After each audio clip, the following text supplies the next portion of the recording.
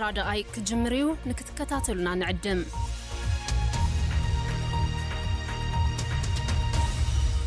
كون سجنتا بي بي سي أفان أوروموتي نولين ترا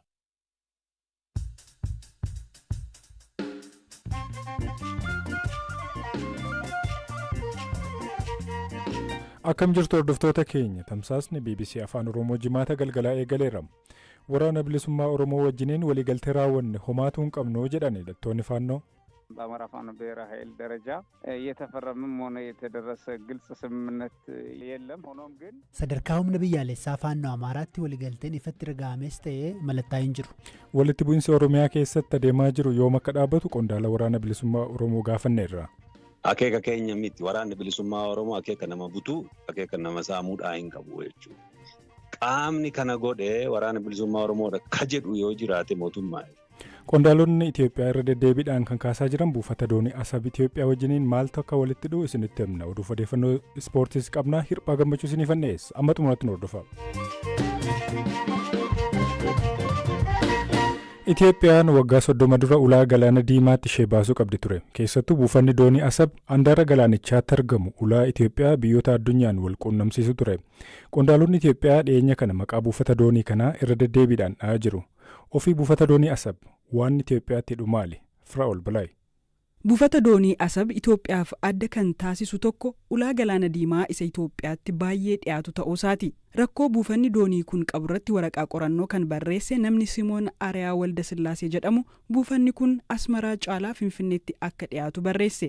Akka inni jedhutti buufanni doonii kun Finfinneerraa kiiloomeetira 860 Asmaraarraa ammoo kiiloomeetira 1185 fagaata. Buufanni doonii Asab walakkeessaa fi giddugaleessa Itoophiyaaf shaqaxa alatti erguu fi gara biyyaatti galchuuf Jibuutiin akkaataa walgituun tajaajila kennuu danda'a jedha Simoon. Garuu amma buufanni doonii kun erga onee bubbuleera. Itoophiyaan buufata doonii kanarraas citteetti. Ulaan galaanaa kun bakka sochiin dooniiwwan itti heddummaatuurraa fagoo miti.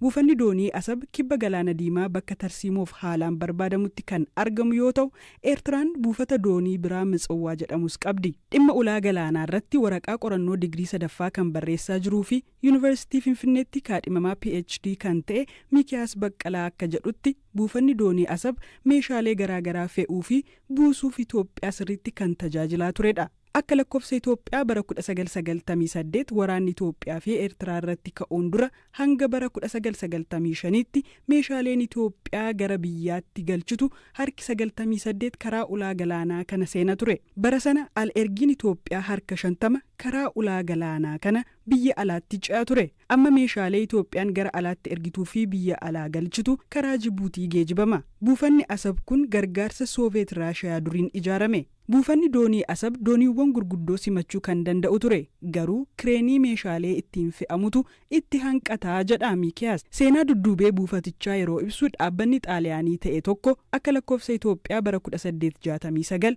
buufata doonii kana qabate. Itoophiyaan dhimma hariiroo dantaa alaa irratti Xaaliyaanii wajjin otoo wal hin loliin waraana Adawaa dura Xaaliyaaniin meeshaalee waraanaa karaa buufata doonii Asab galchuun Itoophiyaatti gurguraa turte. Meeshaaleen Itoophiyaan gara alaatti ergitus karaa ulaa galaanaa Asab darbaa ture jedha. Akka Mikiyaas jedhutti waraana addunyaa lammaffaa booda Xaaliyaaniin biyyoota Afrikaa koloneeffatte wayita gadhiiftu Ingiliziitu buufata doonii kana bulchuu jalqabe. Yaa'ii dureewwan biyyoota miseensa dhaabbata biyyoota gamtooman irratti Eertiraan Federeeshiniin Itoophiyaatti akka dabalamtu murtaa'e. Eertiraan of bulchaa turte garuu buufata doonii kana bulchaa hin turre. Bara faranjootaa 1962 Federeeshiniin diigamee Eertiraan naannoo Itoophiyaatti yoo dabalamtu buufata doonii Asab guutummaatti Itoophiyaatu to'ataa ture jedha Mikiyaas. Akka lakkoofsa Awurooppaa bara 1991 wayita Eertiraan Itoophiyaarraa foxxoqxu buufanni kun qaama Eertiraa ta'e. Simoon Ariyaa waraqaa qorannoosaa keessatti bara faranjootaa 1962 buufanni Asabii fi magaalaan buufata kanaas ammayyooftee turte jedha. Bara sana tarsiimoo isheef jecha Itoophiyaan investimentii guddoo irratti dalagdee jedha. Waraana daangaa Eertiraa fi Itoophiyaa gidduutti uumame hordofee Itoophiyaan ulaa galaanaa Jibuutii gargaaramuu irratti xiyyeeffatte. Magaalaan ho'ituun handaara galaanaa sunis ni onte. Iddoon daldalaa manneen nyaataa fi dhugaatii hedduu ni cufaman. Akka Mikiyaas jedhutti Asab ulaa Baab el-Mandabitti dhiyeenya waan qabuuf Itoophiyaan gara biyyoota birootti akka ergituu fi galfattu gargaaraanii jedha Mikiyaas. Bakki kun ulaa daldalli biyyoota Arabaa Awurooppaa fi Eeshiyaa gidduutti gaggeeffamuu fi dooniiwwan addunyaa harka nuusa ta'an irratti imalanidha. Itoophiyaan yeroo dhiyoon as dhimma ulaa galaanaa erga kaaftee booda qondaalonni Eertiraa paartii biyya bulchu qeeqaa jiru. Hariiroon biyyoota lamaanis deebi'ee qabbanaa'eera.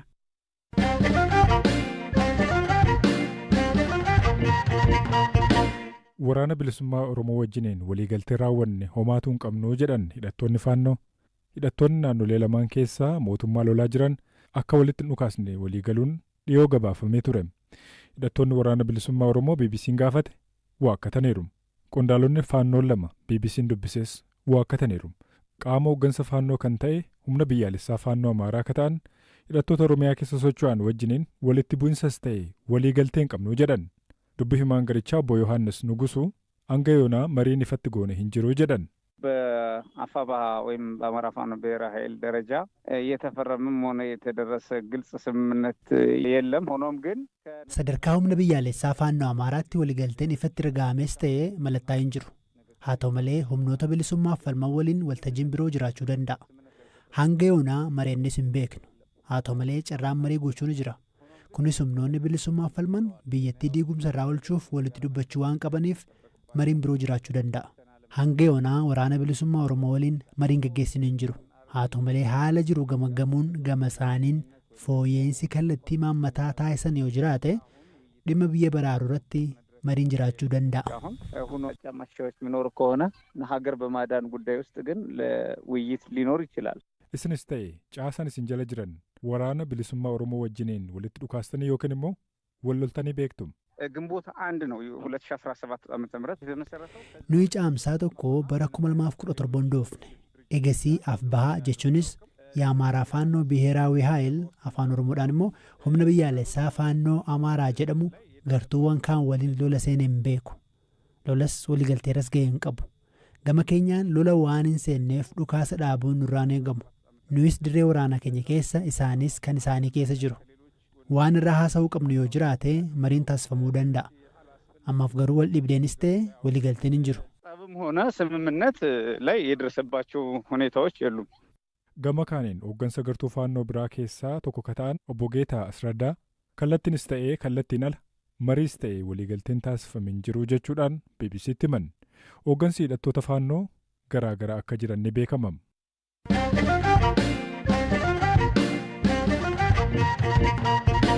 Walitti bu'iinsi Oromiyaa keessatti adeemaa jiru kan dhaabbatu gaafa haqni jiraatee jedhe waraanni bilisummaa Oromoo. Hidhattoonni waggootaaf mootummaan lolaa jiran kuni bakkeewwan daangaa Oromiyaatti aleellaa hidhattoonni faannoo ittiin himatamaniif badiin kan mootummaati jechuun himate. Hidhattoonni faannoo godina Wallagga Ba'aa aanaa Kiiramu gandoota garaa garaa to'achuudhaan caasaa mootummaa diiguu isaanii jiraattonni BBC'tti himanii turan. Walitti bu'iinsi Oromiyaa keessatti lubbuu lammiilee balaarra buusu itti fufeera. Kun yoom akkamiin akka dhaabbatu hidhattoonni kun yaada kennaniiru. Ammayyuu taanaa dubbi himaa waraana bilisummaa Oromoo ka ta'an obbo Jireenyaa Guddataa gaafate.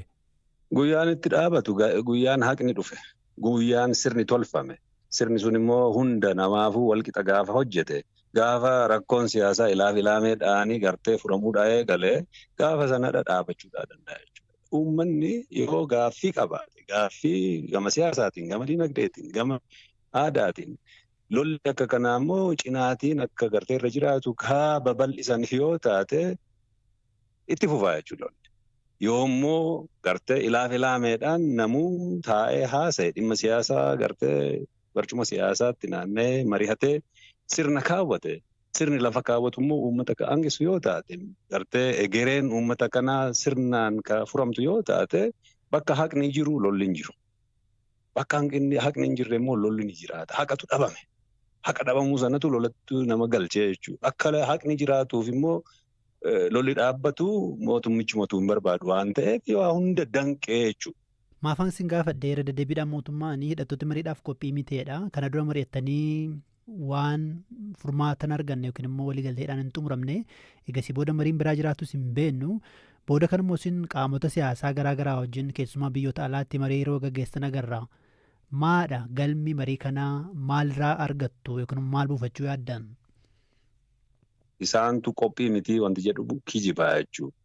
Qaama saba kanaaf falmuu dhabamsiisuudhaaf hojjechuu malee saba kanaaf gaaffii isaa deebisuufi miti jechuudha. Mirga hiree murteeffannaa isaa akka ofiisaatiin deeffatu deebisuu waan hin taaneef yoomiyyuu taanaan qophii. Qaamonni adda addaa walitti dhufanii haasa'an kunis gartee sirna sana tolchuudhaaf tattaafachuutti jiraachuudha hubannaa jechuudha. Kanaaf akka Oromootti walitti dhufnee siyaasatti waan haasofne qabna. Dideera mootummichi diddaa waan agarsiisee fi bakka ka'uutu itti jira. Sadarkaa sanatti deemuutti jirra jechuudha. Kanaaf humnoonni garaagaraa haqa saba kanaa gaaffiin saba kanaa akkaataatti deebi'u yoo ta'anii mari'atanii kallattii kaawwatanii qabsoo gartee itti jiran bakka fuula tokkoon gaggeessanii gartee furmaata saba kanaaf ni ta'a jennee amanuurraati jechuudha gabaabumatti qaba. Keessumaa amma gama kaaba shawaa kaaba magaalaa Finfinnee jechuudha. Daandii irratti lammiileen nagaan butamuu maallaqa guddaa gaafatamaa lammiileen nagaa baay'ee miidhamaa hiraarfamaa jiru. Badii kanaaf madda deddeebiidhaan kan himatamu ajjechaa qondaalotaa fi lammiilee nagaaf dabalatee hidhattoota waraana bilisummaa Oromooti. Isin immoo ifattas baatanii yeroo balaaleffattanis yookiin immoo nutu keessaa qaba yeroo ittan hin agarru darbee yoo ta'e malee dhimma kanarratti deebiin keessan maali? Yeroo mara balaaleffanna. Akeeka keenya miti waraanni bilisummaa Oromoo akeeka nama butuu akeeka nama saamuudhaa hin qabu jechuudha. Qaamni kana godhee waraana bilisummaa Oromoodha ka jedhu yoo jiraate mootummaa jechuudha. Mootummaan immoo waraana bilisummaa Oromoo maqaa xureessuudhaa fi qaamota adda addaa tolchee gaafa bobbaasu argaa turre jechuudha. Kanaaf namni gartee haa qoratamu. Qaamni sadaffaa itti seenee haa qulqulleessu adda baasu gaafa jedhamu kadiduu eenyu mootummaa jechuudha.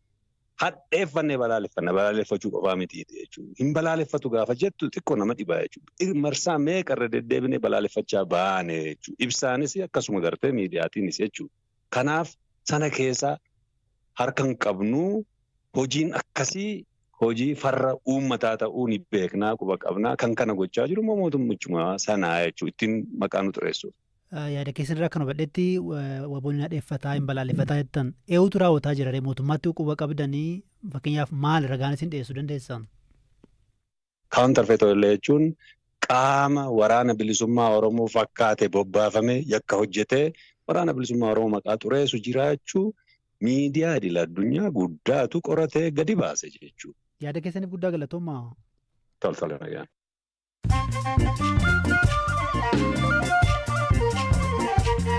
Amma mooduun gaggabaabsee isinitti hima. Finfinneetti miseensonni poolisii shakkamaa lafarraa harkisanii buufata poolisii geessan to'ataman.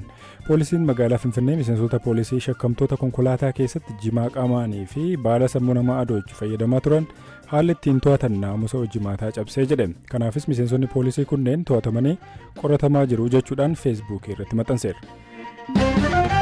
Poolisiin federaalaa Itiyoophiyaa seenaa biyyattii keessatti poolisii eegduu galaanaaf daangaa galaanaa kan jalqabaati jedhee eebbisiisuu hime. Poolisiin federaalaa ibsa jimaataarraa miidiyaa hawaasaa irratti baaseen geejjiba galaanaaf loojistikii Itiyoophiyaa wajjiniin ta'uudhaan poolisii karra galaanaa eegu leenjisee eebbisiisuu ibseera. Ibsi ba'e koomishinarri poolisii federaalaa Jeneraal Damballash Gabra Mikaa'el seenaa poolisii Itiyoophiyaa waggaa 116 lakkoofseen poolisiin galaana eegu leenjisuudhaan kan jalqabaate jechuun eerameera. Bidiruun qarqara galaanaa Mooritaaniyaatti dhidhimuudhaan namoonni 49 lubbuun darbee namoonni 100 ta'an ammoo achi buuteen isaanii hin baramne jechuun eegdonni galaanarraa biyya Mooritaaniyaa himan. Namoonni 17 lubbuun kan baraaraman yoo ta'u imaltoonni gara odola kibba Speen Kaanaariitti imalan achi buuteen isaanii dhabamuun barbaadamaa jiru. Akka namoonni lubbuun hafan himanitti bidiruun sun kibxata biyya Gaambiyaarraa imaltoota 160 feetee imalaa turte. Godaantonni kun irra caalaan isaanii lammiilee Gaambiyaa fi Senegaal turanii jedhameera.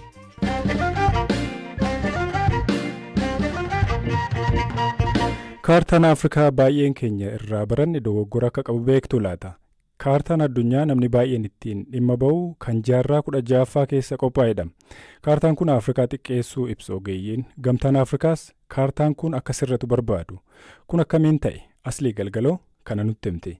Yoo Ameerikaa, Chaayinaa, Indiyaa, Japaan, Meeksikoo fi Awurooppaa ardi Afrikaa keessa galchiteeyyuu lafti irraa hafti. Kaartaan manneen barnootaatti barachaa turkuuniin Makkeeta Projection jedhama. Ogeessi kaartaa Jiraadas Makkeeta jedhamuutti imalaaf ittiin gargaaramuu fi hojjete. Durii namni adiin gaafa buuruu fi koloneeffachuu fi malan koompaasii fayyadamaa turan. Garuu dacheen geengoo waan taateef koompaasiin sirriitti hojjetu ture.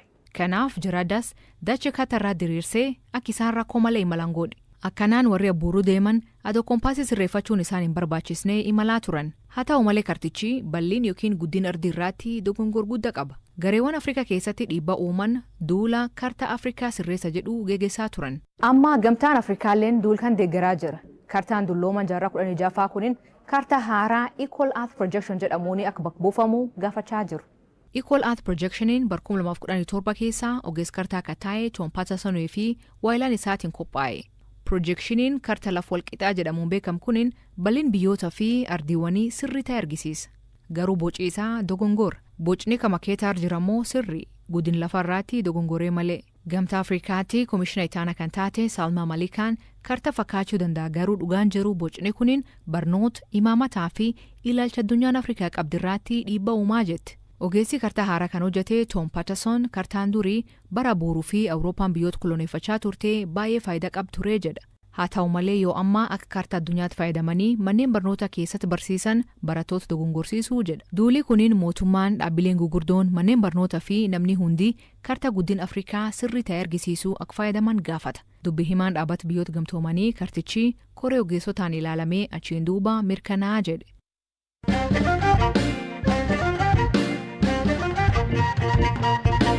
Kanattaan Sudaan odeeffannoo ispoortii isinitti himnaa. Odeeffannoo ispoortii isinitti himuudhaaf waayila koo Zalaalam Taaddasaatu na cinaa jira. Zalaalam odeeffannoo ispoortii maaltu jira? Ayyee hirphaa odeeffannoo ispoortii gurguddoo irraatii yeroo jalqabnu leenjistoonni duraanii Manchester United lama hojiirraa gaggeeffamanii jiru. Jose Mourinhoodha tokko kabiraammoo Ole Gunnar Solskjaer lamaanuu kilaboota Tarkii keessa leenjisuu Fenerbahce leenjisa Mourinhoon kaleessa Benefiikaadhaan waan mo'amee dorgommii Champions League keessaa kilabichi baheef pirezidaantiin kilabichaa Mourinhoo gaggeessuuf murteessanii jiru. Gara paawundi miliyoona 9 argata Mourinhoon beenyaa jechuudha. Miindaasaa hafee kontiraata isaa waan hin xumuramneef waliigala kilaboota adda addaaraatii Mourinhoo yeroo ari'amu maallaqa fudhatee bahe haga ammaatti gara paawundi miliyoona 100 gaheera. Hojiirra ari'amuusaaf qofa kan fudhatu jechuudha. Kabira Ole Gunnar Solskjaer Besiktas leenjisaa ture bara darbe kilabichaa kan leenjisuu eegale innis kaleessa osoo eegamee waan mo'ameef kilabichi hojiirraa gaggeessee jira. Jijjiiraan taphattootaas xumuramuuf guyyoota muraasatu hafaa haga fulbaana tokkotti fufaa gabaan taphattootaas ho'ee jira. Isaan keessaatii kan eegamaa ture kan Alexander Isaakidha. Isaaka Liverpool galuunsaa waan hafu miti. Sababni isaa Newcastle taphataa Stuttgart taphataa sarara fuula dura jabaa tokko gara Euro miliyoona 90 mallatteessuuf walii galee jira. Kun immoo Isaak gara Liverpool akka deemuuf haala kan isaaf mijeessu ta'a. Akkasumas immoo taphataa sarara ittisaa Crystal Palace Margeel millee mallatteessuudhaaf Liverpool xumura waliigaltee irra ga'ee jira taphaticha wajjin. Crystal Palace immoo taphattoota sarara ittisaa biraa barbaadaa jira.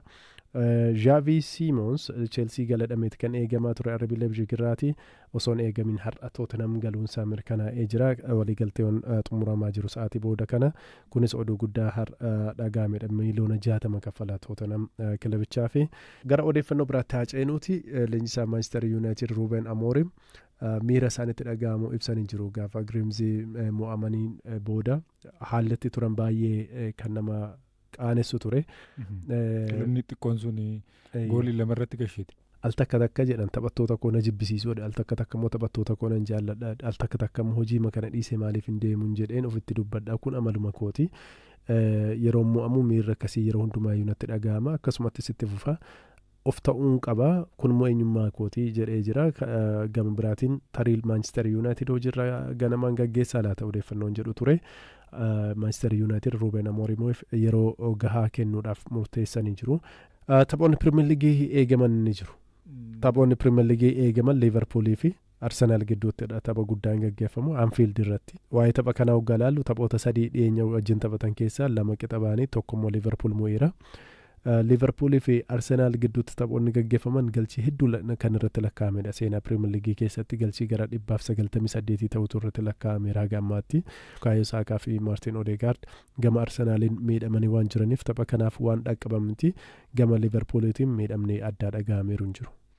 Zalaalam Taaddasaa odeeffannoo ispoortii dhaggeeffattoota keenyatti himteef galatoome. Galatoomeera. Dhaggeeffattoota keenya sagantaa raadiyoo keenya xumuruutti jirra. Sagantaa keenya wixataa hanga jimaataa galgala sa'aatii 2:50 irraa eegalee gama feesbuukii akkasumas yuutuubiin hordofuu dandeessanii.